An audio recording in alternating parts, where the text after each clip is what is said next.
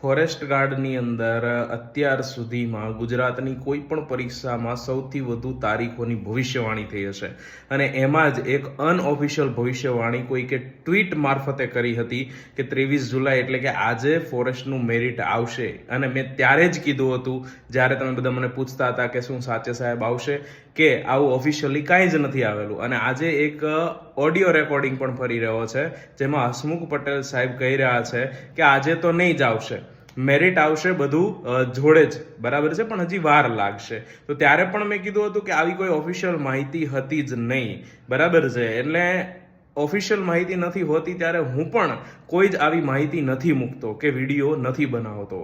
એટલે આજે એટલે કે 23 જુલાઈએ ફોરેસ્ટ ગાર્ડના ફાઇનલ રિઝલ્ટ ને મેરિટ જે બધું હવે ભેગું જ આવશે, હસમુખ પટેલ સાહેબે કીધું એમ, પણ આજે તો નહોતું જ આવવાનું. એટલે તમારું જે રનિંગ કે જે તમે કરી રહ્યા હોય ચાલુ રાખો. જય હિન્દ.